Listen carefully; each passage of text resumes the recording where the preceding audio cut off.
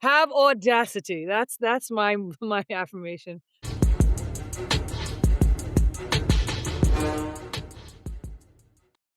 Hi, and welcome to the Real Women of Boxing. My name is Jacqui-Lee Pryce, and today we've got a familiar face, old school face, friend of the Real Women of Boxing. She's basically, some people might not know that she's a former boxer turned Hollywood movie star, Kaylee Reis. How you doing? You all right? Good, I'm really good. How are you? I'm not bad actually. I'm not bad. So for those that don't know, we used to do quite a bit. We used to do the lives before it was a thing, critiquing fights. Yeah, we did. Yeah, we did. Myself, you, Chantel Cameron. Critiquing fights, recap of fights, prediction of what's going on behind the scenes. Yeah, let's talk about what's changed because you've never fully retired. I call you former, but you haven't fully retired, or you haven't announced. Not that I know of that you haven't announced that you've left the pro boxing game, but Hollywood has been keeping you busy, hasn't it?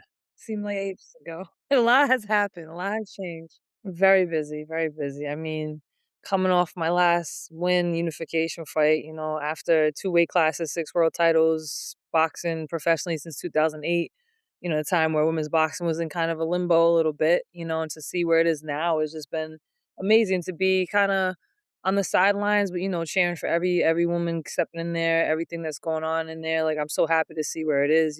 Of course I'm like, yo, tag me in, but I got another career I gotta, hone down on. And I've been getting so blessed. It was like I told you before, we've had our conversation, it's been kind of an accident, but a really good accident. And I like where I'm at. And no, I haven't announced official retirement because I don't want to retire as of yet, as from being a fighter. It's just I'm not forcing it. When it's supposed to happen, against who it's supposed to happen, if it's supposed to happen is kind of where I'm at with it. Um, and do I wanna fight? Yeah, I wanna fight again. We don't know how to quit. And do I got some juice left? I have a lot of juice left. I wasn't able to say, "Hey, this is gonna be my last fight," and go into the ring with that type of mentality. I needed a break, as we spoke before, for health reasons, but, yeah, I mean, it's really nice to hear something I love so dearly here. "When are you coming back? We want you back, Kay." It's like, it makes me feel good, like, at least what I did do in women's boxing or in boxing in general has not been overlooked or forgotten, and, they miss me, so sometimes you gotta give the people what they want. Hey, what's today's affirmation? What's today's affirmation? I don't let's see. I don't know. I don't have a good one off the top of my dome. Don't eat yellow snow. What is it? You're not alive to please these mother. Oh, yeah. Yep. You ain't allowed to please these motherfuckers, so do you, bro. Have audacity. That's my my affirmation. Have all the audacity. I like it. So, let's get on to effectively, like I said, like we said before, you've made that little transition. You've turned over into the acting world. Just you've just got a couple of weeks off from promoting your latest movie, Mercy, with Mr. Chris Pratt. It's Chris Pratt. Yeah, no, this has been a crazy transition. And it's been nonstop. I haven't really had a chance to settle in the dust. Which is actually probably to its benefit. You know what I mean? Because I'm an overthinky Virgo Taurus, and I will overthink my overthinking. But Um, it's been smooth, and I will say I contributed all to boxing. You know what I mean? My mentality, everything I've learned, how I see tasks in front of me, how I'm really comfortable in being uncomfortable, how I can think quick in my on my feet, learn fast. It's just kind of been who I am as a person, and then who I became as a fighter. And it's just crossed over. I mean, there's so many parallels to telling stories basically, and as being an actor and a storyteller and an artist. I've always looked at myself as an artist anyway. Even in boxing ring, you know what I mean? So it's been it's been quite a wild ride. I mean, I've only been in this. Well, I started my first movie I shot in 2019, and I've already been to the Emmys, the Golden Globes, the Critics' Choice. I got nominated for my second Spirit Award that I'm gonna be heading to in 2 weeks. Like, this has been amazing. I've been really blessed with, dope projects. I've been learning from some of the most amazing, talented people. I just finished shooting Resident Evil, which is mind blowing because I used to play the game, like, and I'm just getting these opportunities and learning, and it's a blessing, especially coming from boxing, coming from a sport that's usually a poor man's sport, a sport that you never there's no map, there's no blueprint to how to handle yourself, how to handle finances, how to be professional, how to be a friggin' adult as, you know, as a boxer. Um, there's no plan B. There's no safety net with boxing. There's no, hey, once you hit 20 fights, you'll stop putting something in a 401k. Hell, this is a 401k. You should probably have a retirement plan. There's nothing in boxing that says how to handle anything, and there's no guarantee. There's no season in boxing. There's a lot that I'm so used to already. There's travel. I'm always away from home. I've only been home at a week at a time since almost for a year now. I've only been home for 1 week and then I'm off to do the next thing. So it's been a lot to adjust. It's been a lot to adjust to, but I'm thankful for it. You know, the one thing that I'm just like, it's funny because people keep coming to me asking me advice on how to transition. I'm like, bruh, I don't have a clue. I can't tell you because what my journey has been very, very unique. Even talking to you, you've been in this forever. And I remember having conversations of the little things I do. And I'm just like, yo, my journey does not match your journey, won't match the next one. So I always try to give people advice and try to just tell them my story. And like, the only thing I can tell you to anything that you want to do is just keep working. Just keep working. Just keep grinding. Keep trying to learn new things. Keep surrounding yourself. Go in rooms that you don't know stuff in. Be the dumbest one in the room. Don't be afraid to fail. Just keep working. I mean, that's the best thing because I'm like, well, this is what you got to do. You got to go to school and then you got to do auditions. I didn't have that. I didn't have that. It just kind of happened and I fell in love with it. It is rare that it happens the way it's happened for you, but at the same time, I think you're right in not kind of you're giving the best type of advice out because number one, just work.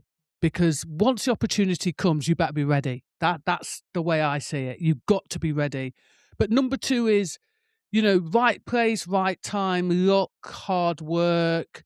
It's a mixture of things for you. It's not just one thing, in my opinion. It's a mixture of things, and then on top of that, when you were given the opportunity, you just knuckled down and did the work, and have kept doing the work. So that's also how you get opportunities by just knuckling down, not complaining.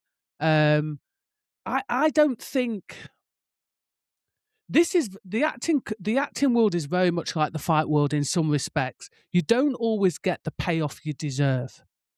Would you agree with that? Absolutely. That's why it's taken me no time to understand this because I've been doing this. Like even as far as interviews, I remember one of the first major when I was doing the press tour for True Detective, and they weren't doubting me, but they were nervous because I've never been. I had to go to the Sao Paulo Comic Con for my first thing. That's nobody knows about Comic Con.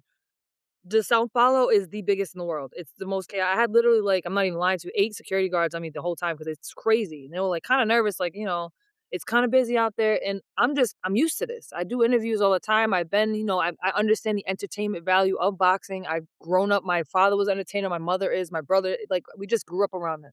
So I had kinda, like, a little one up. My manager was like, "5 seconds into you speaking," I was like, "Oh, she's fine," and I kinda just but it has everything to do with not because I'm just went to school, it's because of boxing and just it's the same it's literally the same business. It is the same it's if not identical, they're twins, maybe it's not identical, but it's the same world. It's the same world, and it is who you know.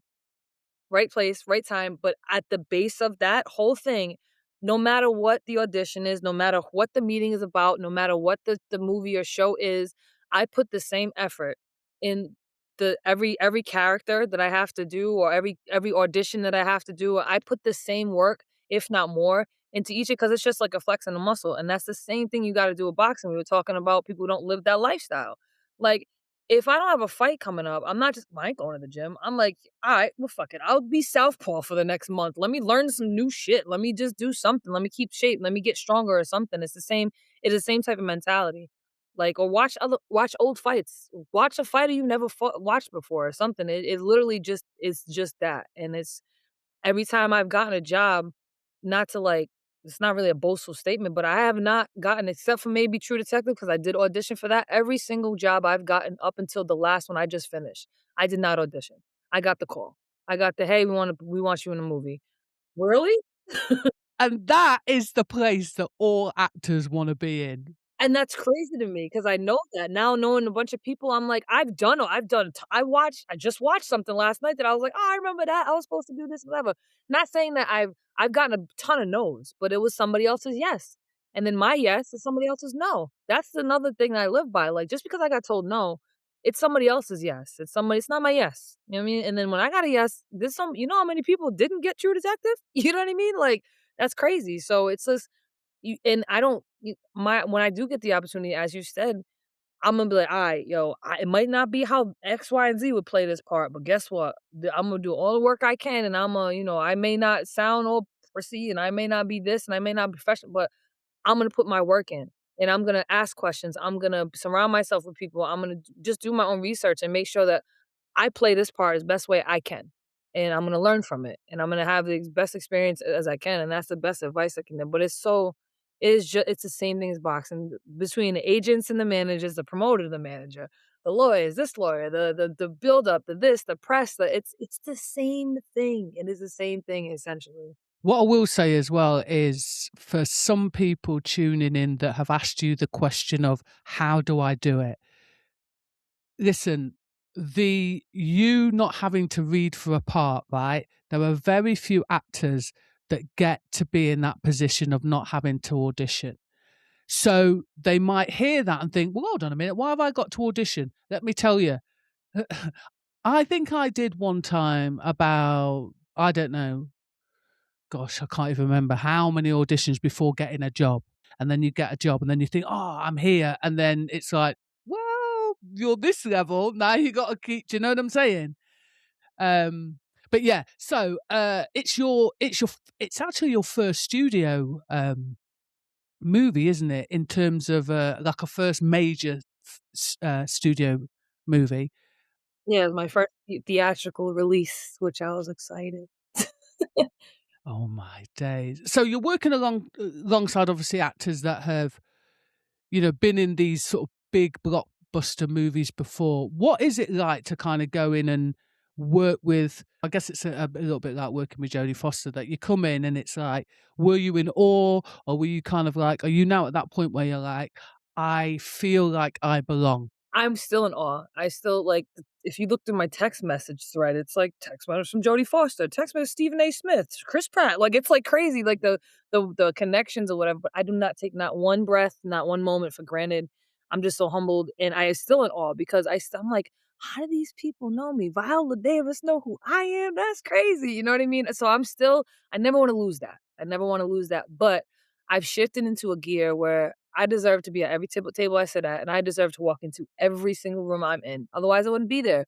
So don't fuck it up, Kay. You know what I mean? So I know I'm supposed to be there. I was very nervous first. I didn't know what to expect. It is a crazy ass industry. Both boxing in this is nuts. But I didn't know. And I was like, almost had the mentality like, all right, I just gotta do this last thing and then I'm done. It's never I'm done. It's never I'm gonna do the last thing and then I'm done.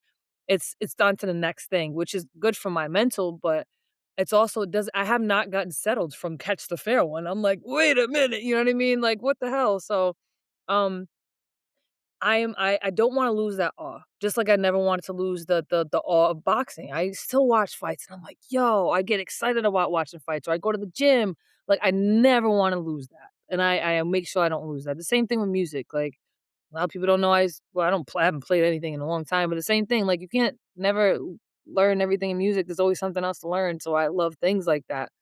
But I do be like, "Yo, we sitting next to Colin Farrell at the Golden Globes, this is that," like, that type of stuff, it's cool, and then especially Chris Pratt, like, he's cool as hell, man, like, he's big jokey, he's another one of those people I've met that you hope people are like exactly how you maybe fantasize or picture how they are, like, are they really that nice? Are they really that funny? But nah, he's a cool people.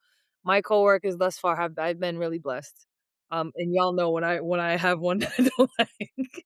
Can you remember when we discussed, about Jodie Foster? We were like, "Damn!" Yeah, man, that is the homies of homie stills, man. It's cool too to watch somebody in their element. They've been doing this forever, and, like, just to sit back and watch them work. It's just like watching as a kid and a teenager in the gym, watching all the champions, the Olympic, the amateurs, all these guys and girls spar, and I'm just like, "Wow." It's the same thing. I just watch them do their thing, and I just try to sit back and learn too, like, not to imitate, but just learn how they move. How do they treat the cast? I mean, how do they treat the rest of the cast and the crew? I pay attention to that all the time, like, and that's just something I watch how people treat customer service reps or waitresses, like, that's like a character trait that I just so it's kind of the same thing, and even the director of Mercy, Timur Bekmambetov, he did Wanted, Searching, Missing. Watching the director or the cameraman or anybody in their craft, I love just sitting back and watching because 'cause I'm like, there's a job for on the set, there's everybody got a job. If your job is to move that cup back to one every single time, that's your job. And you know what I mean? Just to see how things work, there's so many moving parts. Again, same thing in boxing. People don't know how many people are involved in one fight. You know what I mean? So it's been has a lot of longevity into it. You know what I mean? I'm also, working on a couple of things executive producer wise and writing, and I got ideas, and I want to be behind the camera. I don't have to just be in front of it, but I'm enjoying this whole thing. I'm just really really blessed for. I've had quite a few fighters too actually reach out to me and ask, and I'm just like, I don't know.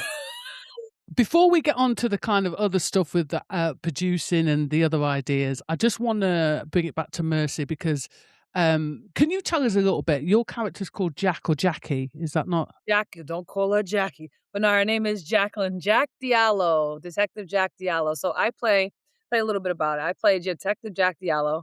Chris plays Detective Chris Raven. And this mercy court system is basically based on an AI based judge. And if you get accused of a capital crime in projected future, is based in 2029 in LA. Capital crime is on the rise. They lose people losing their jobs, so it's crazy there in this setting. And if you're accused of this capital crime, then you go to the mercy court and you have 90 minutes to prove you're innocent. So you're guilty until proven innocent. And Chris's character and my character are both founders, especially Chris's character, basically founders and support the mercy court. So it's very ironic that he ends up in this chair and he's accused of murdering his wife. So I play his partner and I basically have to help him navigate this, I guess, evidence or information through this 90 minutes, or else he's gonna get executed. And Rebecca Ferguson plays this AI judge, and there's a lot of twists and turns. You think you know who done it. You think he doesn't even he doesn't even know if he did it or not. And you get and the what's really cool about the way he shot this is you have the clock ticking for 90 minutes the entire film. So as you're watching it, it's in real time. I get to ride this crazy flying motorcycle quadcopter thing. And Timur, the director, he has a very unique way of doing this screen life type of storytelling where there's phones, there's drones, there's ring cameras, there's laptops, there's security cameras, there's all kinds of things, and it's real cool how he immerses you in the story. But it's a wild ride. I had a lot of fun shooting it. What's it called? A quad what? A quadcopter. Yep, quadcopter. I've been trying to tell Amazon. I'm like, yo, can y'all just send it to the house? Can I have it? So So explain to people what that actually is, because I've seen a little clip. It's cool actually, to be fair. yeah, so it's a and there's things that are like this now. I forgot there was a country in Africa that's like the leading people who are building these taxis, these like drone taxis. So it's essentially a motorcycle, and what they did for props, they took a real LAPD motorcycle and they put these four blades, like the drone blades, on each side, so four quadcopter, and it basically functions just like a flying motorcycle drone. Basically, how you can control a drone is the same way you control this flying quadcopter. It's really cool. I don't think that we won't see it soon. So when it does really come out, I want one because it was one. So effectively, this is how you travel throughout the film in this quadcopter. Pretty much my main means of transportation because I gotta get places really fast. So instead of being in the car, I get in the air and I'm flying to this for different things and trying to get this information for them. But it was wild, and we shot a lot of it in a volume stage, which it is. For people don't know what that is. It's like a sound stage, but there's cameras, these little LED things that make any image. We can make an image that's like this room or like the entire, I don't know, O2 Arena. Like, you can make that look just like that. So there's images on the ceiling and all the way 360 degrees around you, and we shot most of it in there, especially where Chris was sitting in the chair, and then where I'm flying, like, through LA and through these different things, we did that there, and, what was cool is and what was different was that we did a lot of long takes. So because he's sitting in the chair, we did 40, 50, 60-minute takes when we would just run most of the whole movie, and myself and the other cast members were in this little tent with a microphone, and he couldn't see us, we could see him, but he could hear us, so we were just feeding him lines. Well, it was a unique experience, it was. And I was gonna talk about that because much of the film, you're not on the same set as him, are you? For much of the time that you're playing opposite so when I say playing opposite, you're not actually physically opposite each other, are you? No, we're not in the same set, like, we're not in the same room, and we're more than likely we're talking on the phone or talking through something. In that respect, how was that experience for you? How do you build those relationships? And did it actually enhance your work in some sort of way? Yeah, we had a lot of time to talk. His brother actually is in law enforcement. He was our consultant as far as what a homicide detective would experience in a day and how important the partnerships are in something in this type of setting. And because we were partners, but nobody's seen us in the same room, we really had to establish how deep that partnership goes. So I love building backstories. I literally have a notebook full of all my backstories, and I'm extensive. Bossman is always chiming in on some kind of aspect of my backstory. So we shared each other's backstories, shared how, like, our partnership was like, do we go to each other's houses to have, like, family gatherings and stuff like that? How long we've been partners, why we were partners. And a part of his character too is that he lost his previous partner, hence the reason why he was so gung ho on being part of this mercy court system, because the guy basically kinda got off on what he did, and so that kinda motivated him. So we talked about a lot, so that when you see us in the film, you already know we know each other. He calls Jack, he calls his partner, and it gotta establish that. So that was how we built that. Honestly, I'll say because we had to run through most of his stuff over and over a lot first, it was almost like a rehearsal for me because you can't see me, but I'm going through these damn lines. So by the time I get my I done said this, I don't know how many times on camera for him and in my own setting. So it worked out. It was almost like a stage play, almost. I was thinking it's effectively, for those that don't know, that's effectively how people rehearse for theatre. There's a lot less time, unless you're on a big budget and you're a star, to actually have loads of rehearsal. But I guess what I mean by Sixth Sense, did it kind of, did you have to listen more? Did you have to kind of feel the environment more? Does that make sense when you're not physically opposite somebody? Yeah, honestly, if it was a if it was a scene where we were supposed to be in the same room and we had to quote unquote pretend like a green screen, it probably would have been a little bit tougher. But because of the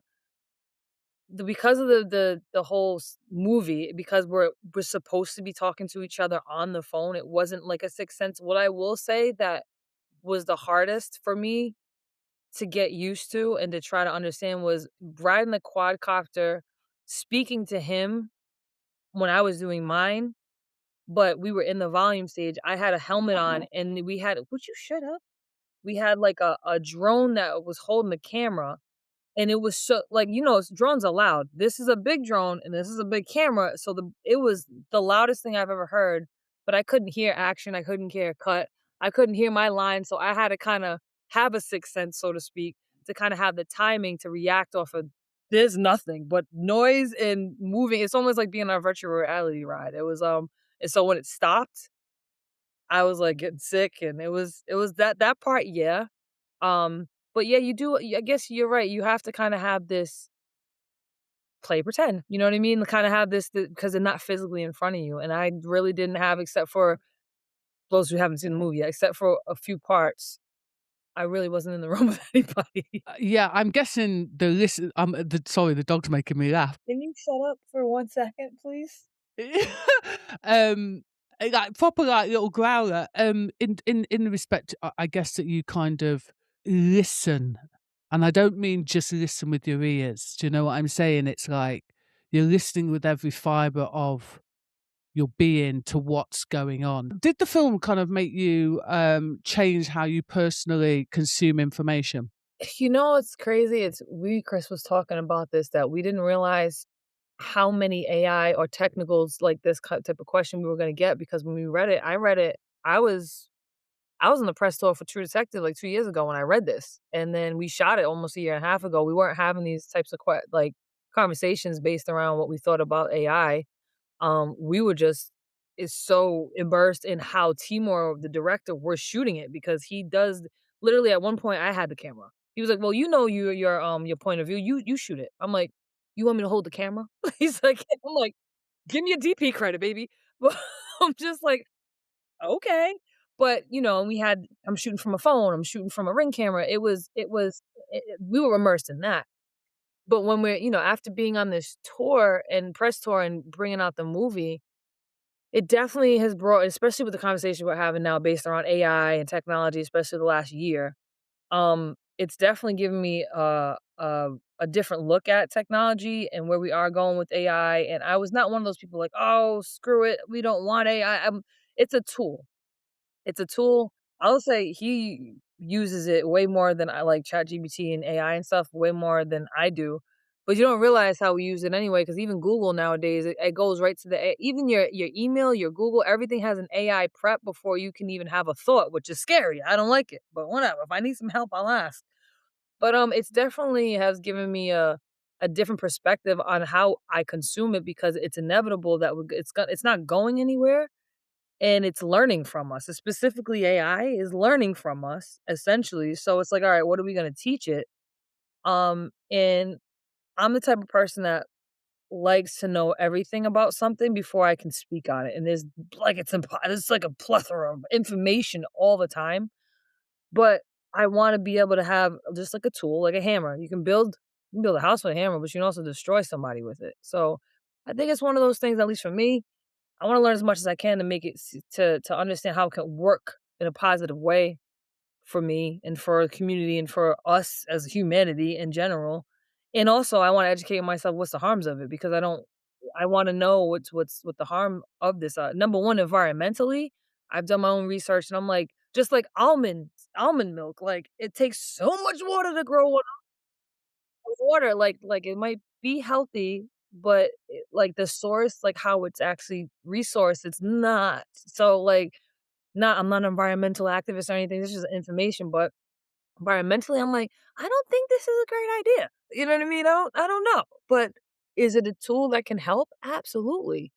Is it a tool that can destroy in the wrong hands? Absolutely. Do I think we're gonna be in the Terminator movie? I hope not. But it's inevitable, like, it's crazy that people do I think based on this movie, do I think there should be an AI judge court system? Absolutely not. Do I think that the resources, and here's my take on this movie, 'cause people's like, "What do you want people to take from this movie?" I'm like, "Just 90 minutes of entertainment. This is not a thought piece on AI, like, Jesus Christ, it's a movie. Just watch the movie, 90 minutes off your phone, that's all I ask." But we've talked about this, and I'm like, Would you want an AI system?" I'm like, "Absolutely not." But when you see the movie, the basically what's really cool about this is that Chris's character has the ability to use all the resources that Judge Maddox has accused him as guilty of this crime. So whatever you can use, so they call it the municipal cloud, all the information from everybody's phone, from every camera, from any information everywhere and everywhere that she has deemed him guilty, he has the same opportunity to use the same resources. Now, in a case where you have public defenders, you have people who are incarcerated wrongly because they didn't have resources, and the time at which somebody can get processed is not prolonged because they have better resources because of this AI, or even to the point, I know there's a judge right now, I don't know what state in America, but they had run it by AI for sentencing. Like, all right, this person has families, this person has a job, this person doesn't, whatever. What does the correct sentencing does? Taking the human bias out of that part of it, also when it comes to presenting evidence and all the other stuff, where human bias can, start covering some things up. That part, I'm absolutely for. Now, I don't want an AI judge, but also you get the judges that have a bad day because you remind them of their son-in-law that they friggin' can't stand. So now they're stamping 20 years on like a traffic ticket. You know what I mean? So that type of thing, yeah. but I don't wanna be in a world where I have AI thinking for me or doing everything for me, like, By having this kind of AI judge, is the movie not asking whether justice should be faster, and how dangerous can that be? Do you know what I'm saying, in the future? we haven't that's actually a good question because we haven't gotten that one in the million interviews I did, but the time at which the time at which somebody can get processed and, like, either the victim's family can get justice and justice can be due. I it's has its pros and cons. Do I think it's a bad thing? No. I mean, because our tax dollars are also paying these incarcerated people on death row. We're paying for these people. So, not to sound morbid, but get them out of here. It's 90 minutes, you can't prove it, execute them. Like, Come on, what if we know how many times that, there's been a miscarriage of justice, do you know what I mean? I'm because of some kind of human bias, normally. Normally. There's been and that's what I mean, there's so many people incarcerated who's wrongfully incarcerated because of some human bias, because the black person looked like he fit the bill and the white guy hates black people, so he's gonna go, "Yep, that was him," and if it's not, he's gonna plant some evidence to make sure it is him. That's a human bias, like, so I'm not all for the robots, I'm not for all AI, but I just got a very, like, logical, like, Virgo brain logic, like, yeah, no, that so what's gonna it's not a black and white thing. I just hate to quote the movie, like, the truth lies in the gray, like, there's that gray area, you have to circumstantial, you know what I mean? Like, I don't know, it's that's why I don't, like, go on, like, a tangent about how I feel about this one way, because it's not one way. There are good things about it, there are bad things about it. Is it circumstantial? Yes, because people gotta I think the biggest thing this film could ask is if a world was like that right now, and there, because there's cameras everywhere, it's probably gonna get worse, people are recording everything. Does that when cameras are on, people are more aware of how they act and look and treat people. Now, if there was a world that no matter what you do, like the episode of Black Mirror, every single second of your life can be traced, would you be a little bit more kind? Would you be aware of how you're treating people? Would we be nicer to each other? That's the world I'd love to live. Because if that's the case, yo, sign me up for that world because now everybody's aware and everybody putting on this performance 24/7. Now you can't get out of it. Like, that's the only question maybe that I would say some real deep dive question you could take out of the movie. Like, if it was real, would you be more aware of how you treating people? Probably. Yeah, again, I think some people are aware that they're being filmed and they're so blatant, they don't give a fuck. Look at them, what do you call them? What are they called? The people that are going and just teething at ice. They don't give a Wow. Yeah, that's that is a this world right now. We will get onto that because yeah, we'll get onto that. But those people, I'm like, they're so fucking bold face. I mean, you have good cops, you have bad cops, you have cops that actually sign up to be cops to justice for, protect and serve. And then there's cops, no matter where you live in the world, there's also cops that is a little Jimmy who got picked on, who was short and wants an asshole with a badge, and who just wants to dick around and be an asshole to people. Like, it's not all gonna be this it takes a million different types of people to make up the world. It's not gonna a world that's perfect is gonna be a boring world. Not saying we should have the shit that's going on now, but, like, there's contrast. There's all kinds of people that make up the world. You can't have happy what's outside, you can't have good without bad. Yes, but if there's some way we can tweak it so it's not that fucking bad, Jesus Christ, like, there's, there's a lot of things that I'm like, you get just especially with the cop thing, like, you can't give the screening process to some of these jobs is, like, null and void. It is not a screening process. It's, "Do you have a pulse? Here you go. Here's a gun. Have at it." One thing I will say is you have continuously used your voice for good. And I saw a post the other day that you put on social media. And for context, it said, I said it then, I meant it then, I fought for it then, and I mean it more than ever now. No one is illegal on stolen land. Remember what this country was built on and the labourers who built it. So, just for context, there might be some people that don't know the history behind that statement. Can you share the reasons why? Can you express, why you said that and why it's applicable to what's happening in the States now? Sure, when I first wore that shirt, obviously, I have gloves on, so that was quite a long time ago, so that was maybe in 2018 when I fought. And that was around the time where, they were trying to build a wall and, there was a bunch of arguments about land and land back movement. Land back in the States is basically the treaties that were broken to the indigenous people of the lands around America. Because America's Native Americans, there's over almost 600 plus tribes here. It's not one size fits all. So there's been a lack of honoring treaties for land and stolen land, and the way this, as far as I'm concerned, the way this very country was founded, especially being somebody who's from the Northeast or New England area, where they first settled. There was people inhabited here. Those people were, some of my ancestors were inhabited here, and to come here and just claim and say you found something where somebody was like living here, and just start ripping and running and calling it America 300 years after you came to New England.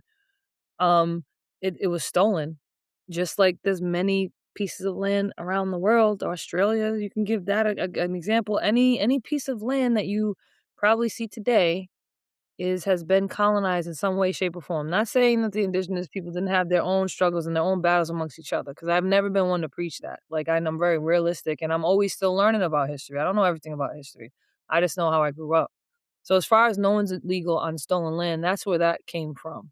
Is basically, how can you say people are illegal when the very land that you call America, it was stolen, and how it was colonized, and then the laborers, as far as that's concerned, you took people from a whole different context, stole them from their land, and told them to build this country.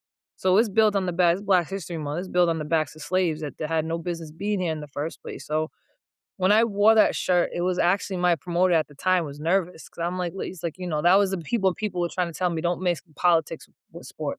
I bet they were saying, "Why can't you just shut the why can't Kaylee just box, smile, and look pretty?" I can do that, and I'll not shut the fuck up. I can do all the above, you know what I mean? And also, I was fighting, I think, on ESPN or Nesson or something, and I'm like, so many people are gonna see this. They're gonna ask, "Wow, I wonder what that shirt means." They could be mad at me. They could be racist and mad, but they're still, the truth is the truth. And there's so much context to this too. And it's like, I also seen a post by somebody that put up like, I'm not saying that to like be like, we're all mad at white people. I am mixed as hell. Like, I check all kind of boxes. But I decided to put that back up because, especially, this kind of ties in along as what my career choices or careers have changed. Going from people telling me that I shouldn't be mixing, political ideas with sports. I should just stick to boxing. But then on the flip side, now, not that I give a fuck what anybody says or thinks or tells me what I should be doing, but, well, why are you so quiet? You've gravitated towards, I'd say, more dramatic roles, and they've got like a physical edge. Was that kind of your intention from the start, or is that just something that's kind of found its way as your career's gone on? It's definitely found its way. Originally, when I did Catch the Fair one, like, my really good friend now, director Joseph, he was just like, he told me what the hardest thing was to do first, was like to say things without saying things. And I'm like, oh, he's like, but you have such an expression, and I could see you can do that. And I understood what he was saying. He's like, but that's one of the hardest things. You can't really teach that. So when he said that, it's like seeing somebody that comes in the gym that don't know how to fight, but they got a good overhand right, and you can't teach that shit. You're like, all right, we're gonna work with that. It's the same thing. And I was like, okay. I like doing things bass backwards, and I like to do the hardest thing first. So, Catch the Fan was physical, but it was very dramatic. I didn't really say much in it, but I had to perform like in that. So when he said that, I'm like, okay, so I can understand this, and I'm such an empath, and I've been through so much in life, and I just take from School of Life that I understand that. And I also love film. I love watching movies. I cry at commercials. Like, I'm very empathic, so I understand the human nature. I love human nature. And sometimes I fucking can't stand it, but I'm a human myself, so sometimes I can't stand myself. But I understand that. So it was just something that kind of happened. The physicality is there. I'm an athlete, I'm very physical, I'm very visceral, I understand things when I move my body, I feel better when I move my body, so that's just something that I know I can do. If I didn't have the knack for understanding human nature and human emotion and learning that kinda on my journey for that and really liking that and really being able to pull from so many things, let's be real here. You could stick a gun in my hand and I can make a mean face and I can be making really good action hero or whatever. But the really performing and really why we go to movies is because we want to feel seen. And if you've been through a situation, you see something relatable, and this person is getting their get back, they're getting revenge, or there's something you can relate, and you feel seen. So understanding that is just something I kind of fell into from the very first film, and then it kind of just the trajectory where I'm at. I feel very comfortable. It's a scary place to be as a performer and a person being having to dig down, but that's why I guess I'm really big on building backstories to remind my brain and my body that it's not me, that it's somebody, it's another character. Um, but I do enjoy a nice action. I would love to continue to do action. Drama, yes, yes, yes, yes. Give me more. The more deeper the character, more fucked up the character, give it to me. With safety of my own mental, of course, because that True Detective took me out almost. But um, yeah, it's something I just kinda it just kinda happened. I would love, love, love to do a goddamn comedy though, because I think I'm pretty funny. I would love to do comedy. Do you know why I ask? Because obviously we've seen loads of, crossover actors from sport. Probably the most, I don't know, famous, successful, The Rock, Schwarzenegger, Jason Statham, Terry Crews. And then obviously from the female side, you've got Ronda Rousey was, you know, is probably the most famous female. So first of all, what factors do you think leads a producer to cast a high profile athlete in film and television rather than I don't know, a traditional actor? The smooth transition to capture the physicality of somebody who's very strong physically, and not having to take an actor who's really good at acting and kinda taking the time out to train them to look and act and feel like somebody who's naturally an athlete. I'm not speaking for anybody, I'm just speaking kind of in real time. I feel like as though it's probably usually, like, I don't know the names, but I can think of at least 3 recently too, that, they were MMA fighters, boxers, kickboxers, whatever it may be, wrestlers, whatever it may be. When it comes down, if you have a 4-minute long fight scene that you have to do with this person, but they don't have to say much, not saying they can't act, but you can probably have somebody learn how to be this character when they have to speak in this certain things a lot easier maybe than having to get that, because it's all visual. Or visual people, well, as humans, we like visual. So having somebody you need, all right, I need this X, Y, and Z. This person needs to look like this, da da da. They're the mute of the crew. That's kind of easier than going, all right, let me cast this person, but we're gonna have to train them for 6 months for them to get like this and all those other things. Take Sydney Sweeney, for instance. She did box before. She did do combat sports before. So having her is kind of like, the best of both worlds. She has done that. So when she had to go into training for Christy, she understood that. The only reason I know that because we have the same PR team, but she had to understand that. So it was easy for her to get trained when she was getting trained to be Christy Martin, and she's already a renowned actor. So, like, it was kinda easy. So that's maybe what it is. And knowing that too, before I even got into acting, it was like, "Alright." No, alright, so I'll give you an example too. I know what I look like. I have piercings and tattoos, and I'm not white, right? So if I walk into a room full of maybe people that don't look like me, and I have a very aggressive look. Like, I always have a resting bitch face. I know that. I did security back in the day. It's kinda natural. So I know consciously, for the most part, if I walk into a room that's a little bit of a different dynamic than the hood back at home, I may have to tweak some things. Not be fake, but tweak. Just read the room. You know what I mean? It's kind of the same thing I have with acting is like, I know physically I can bring it. I have no problem. So I gotta do almost prove them wrong. I gotta make sure I do the work so that I can make sure that when I open my mouth or I have to have a scene that's really emotional, intimate, any whatever it may be, I have to convince you that's my job. So if I have this gun, I'm fighting and everything, and go say lines and I go say lines and I'm like this, they're not gonna hire me. There's no longevity in that. You might get a cameo here, a cameo there, but if you really want to do the work, I want to do the work. You know what I mean? That's the easy part. I don't like easy. Like, tell me what the hard part is. Like, all right, well, I gotta say things without opening my mouth. I got this 2-minute scene. She doesn't say a word, but there's 5 different things that happen. Okay, how do we do that? Where do we pull from? So that's kind of I if anybody who does sports, whatever sport it is trying to get into a field like theater or acting or something through experience. I'm no veteran in this game. I'm a baby. Breast smell like entertainment business titty milk. Trust me. Don't think you're just gonna walk into an audition and be real tough and yeah, you can do push-ups and all that stuff, and then you can just sail on to the sunset. You gotta put in even more work if you wanna get that other side, and I know that about myself. Like, I'm still trying to work the muscle, man. What do we gotta do? It's interesting because having been, uh, effectively, boxed and, I'm obviously well, I say obviously, I don't know if I should call myself an actor anymore. You put in work, so you can say it. You say it.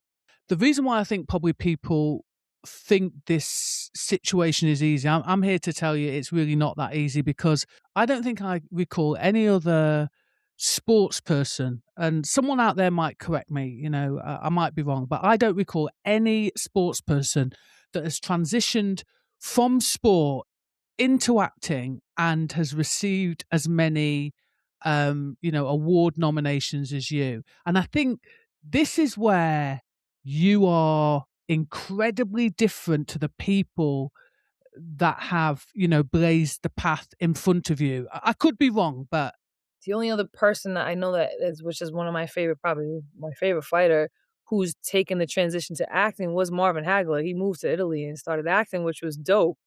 But I I don't know. If somebody please let me know if so I can like, wow, that's great. But especially in the sport of boxing, I feel like that's very specific, being a female boxer who is a world former six-time world champion in 2 weight classes and would like to think of myself as somewhat of a little bit of a trailblazer, and then to get into the acting and then the at speed at which everything has happened too.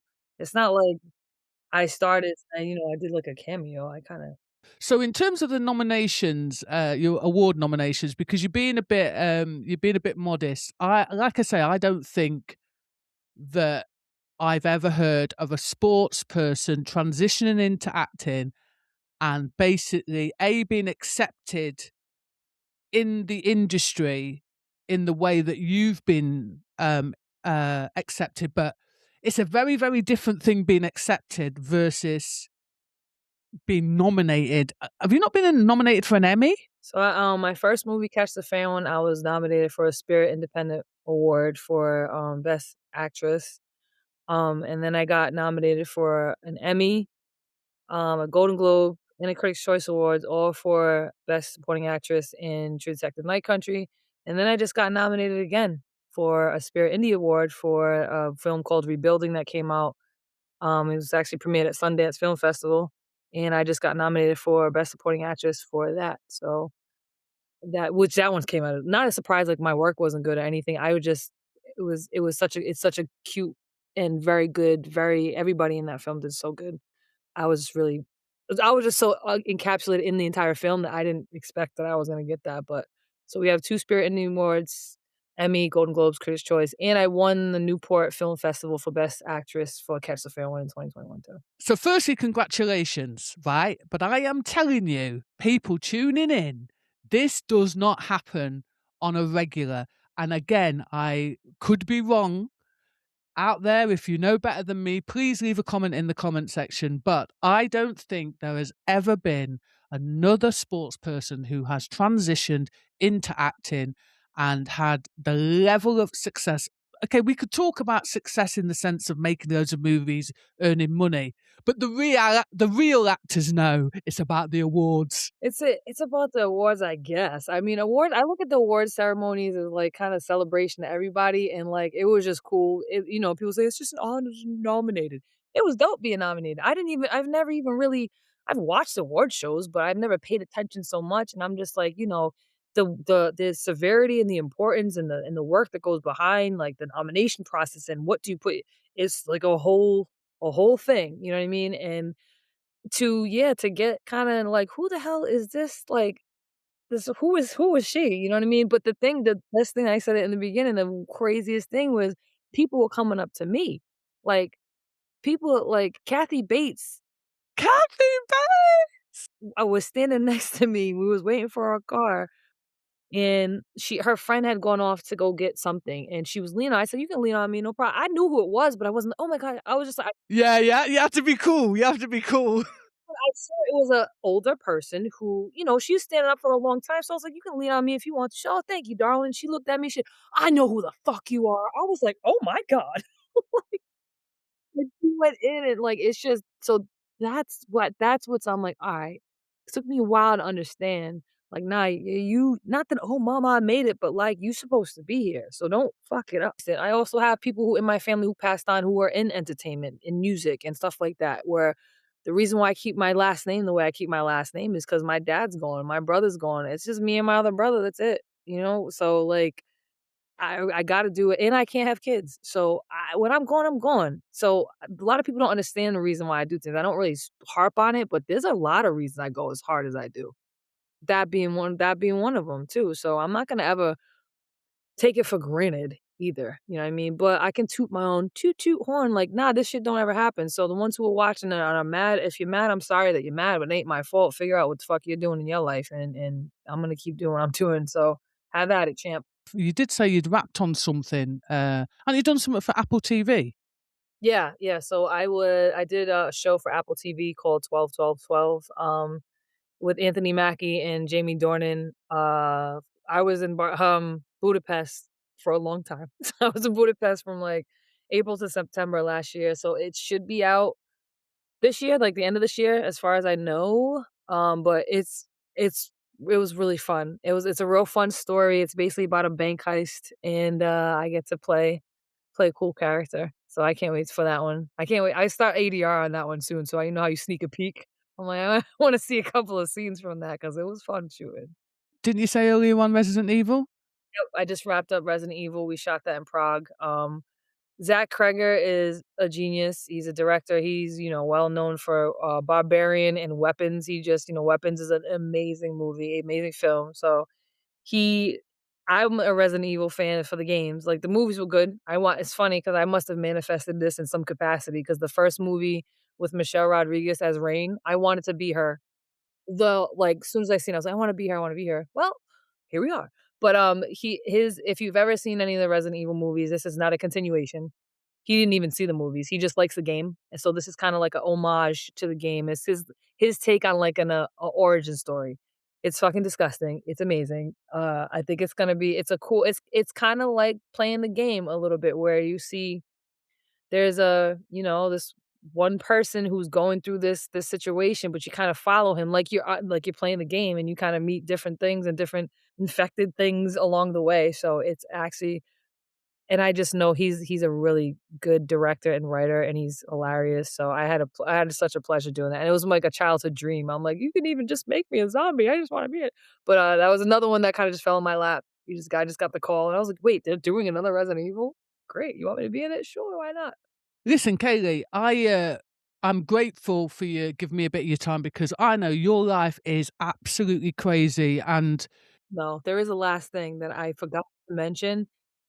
I did get inducted to the 2026 International Women's Boxing Hall of Fame, so are you joking? Oh my days. Now that's just greedy. that is greedy, and I didn't even retire yet, so officially. Oh my days, congratulations. I'm thankful, but I have mixed feelings about it, but I'm thankful for it. Yeah, because usually people are listen, take that as well, take the Emmy nom, take the flipping Critics' Choice. Hello.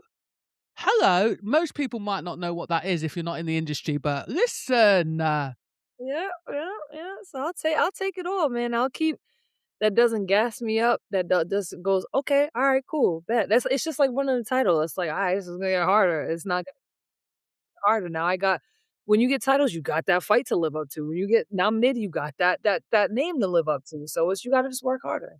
It's not easy. fair play to you for coming on. Also, all the other stuff that you're doing that obviously you make the film, people may not be aware, but it might take time to come out. But the stuff in the pipeline, in the can, waiting to come out. I wish you all the luck, honestly, because to see your transition over the years that I've known you, and yeah, it's amazing. It's an amazing story. You've worked hard for it, and I wish you all the luck in the future. I really appreciate it, and you've always been one of the loudest cheers in my little baby section, so I appreciate my little cheer section. I, and you've also been somebody I could talk to about it because 'cause you've been in both, you know what I mean? So you put in all the work, so you are the type of person that, you trailblaze for me too, so thank you. I appreciate our conversations and what you do for the women's boxing as a sport and for, all women of color doing their thing, so appreciate you too.